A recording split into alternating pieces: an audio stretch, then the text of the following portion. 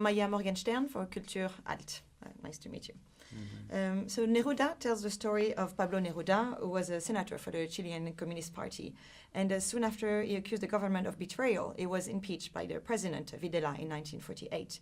Police officer Oscar Peluchonneau is sent to arrest the poet in the film. So let's start with you, Pablo Larraín. You directed the film, and you choose a very interesting approach for the film. Not so much a biopic, but maybe as Neruda would approach a poem, something very oniric and different. Can you talk about that approach? Oh yes, we we didn't intend to make a sort of conventional biopic. We like to call this film an anti-biopic, and it's not necessarily only about Neruda. I think this movie is about more about his cosmos, his universe. It's about what we call the Nerudian world, which is very complex, and it has multiple layers that are associated to politics, poetry, literature, and what was going on in Latin America back then. And yeah, so it's a movie about movies that it combines elements from noir cinema to a chasing kind of road movie style with a policeman that is chasing, with some black comedy as well, and ultimately a western. But it's basically about poetry, I think. It is about poetry, and we'll come back to that, but it's also a very different approach. It's also quite ironic. I mean, you have this bourgeois running around the country that cares more about himself and his legacy, maybe more than the people. Are you not afraid that it's going to maybe hurt this icon and make a book like a Canto General feel like more like a personal quest more than talking about Not people? at all. I don't agree with you. I would say that what we have here is a man who has paradox and contradictions. I have a lot, don't you? Yes, I do, obviously, but you made the film. And that is very fascinating. No, not just it's very, very fascinating when you observe anybody, just to try to understand all the layers and try to see how Neruda was building a project that was based on his ideals and a project that needed his voice to become bigger in order to protect his people.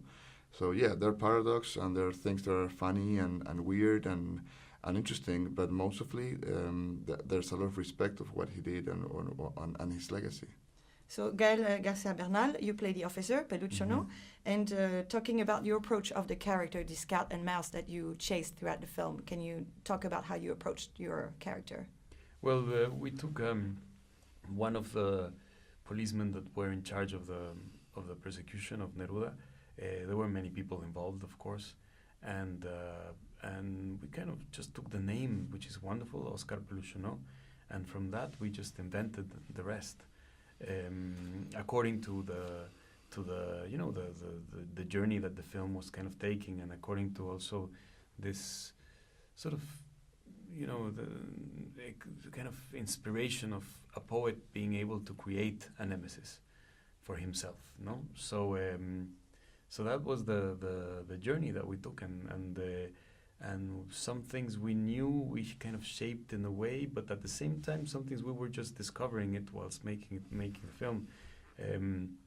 We played with many aspects of a policeman, of a very kind of like the best policeman in the world kind of thing, and that's very, I don't know, there is an intrinsic comedy in the sense of a policeman and a whole system trying to shut down a poet.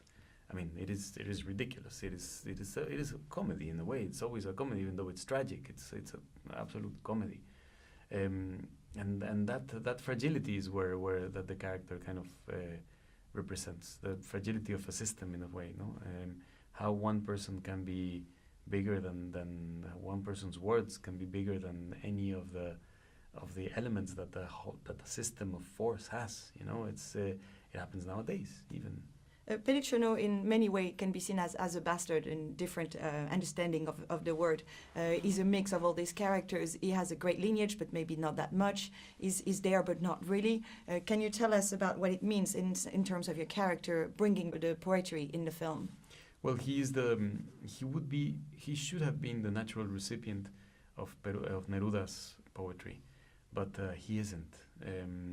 He comes from the margins of society. He is a bastard son, not recognized. Comes from his mother was a prostitute. So there is a thing of this character should have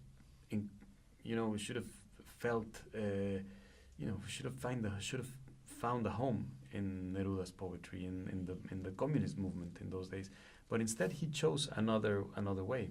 You know, he chose the other pathway, and that's more or less what we're facing. The character, instead of I mean, what we live nowadays is the fact that this frustration or this need to incorporate into society, the communists took it into a much more socialist, into a much more kind of common good pathway, and the right or the reaction against that communism is takes them into another kind of like much more short-lived, more implosive kind of stance, which is what could be called the fascist world, and that is what Peluchonneau kind of the route that he takes. But during the film, he definitely incorporates Neruda's poetry and actually understands something about him that he did before.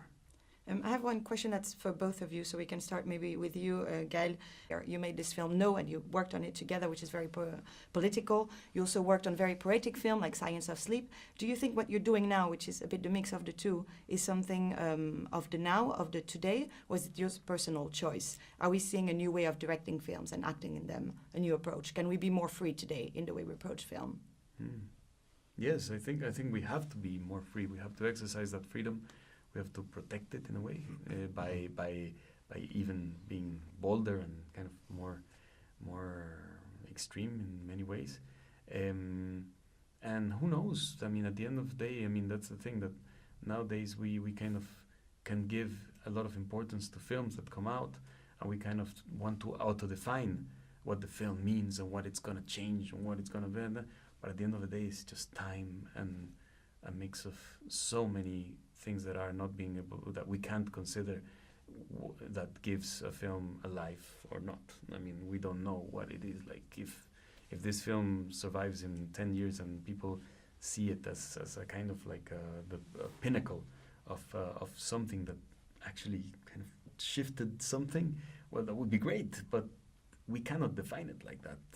Actually, the films that define it like that auto-define it like that, are not very good, actually. Do you want to bounce that on that to wrap it up? Well, I think what happens is that I don't think we're inventing the wheel here. I think there are multiple, you know, a ton of movies and directors and actors and artists that just shape our cinema. And I think what we can do is to deal with our materials. And if we are making movies about our recent past, it's maybe because we are concerned about our present, and we want to try to understand where we're coming from by looking to the past. And as Latin Americans, we have people like Neruda, that is someone who created such a vast and extensive body of work throughout poetry, combining politics and poetry. And that poetry that might feel just far and distant, it could be very timely today. And I think that's what we have. Those are the tools that we have, which are our language, our poetry, and our cinema. And if we have the chance to go and make a movie that, as Gael just said, hopefully would last, and it's not in our control.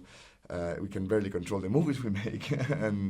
But yeah, I guess as long that we could find, I don't know, some kind of beauty in what we do, we could relate to it, and we could just go to bed and sleep well. Well, it's a fantastic movie, so thank you to you both.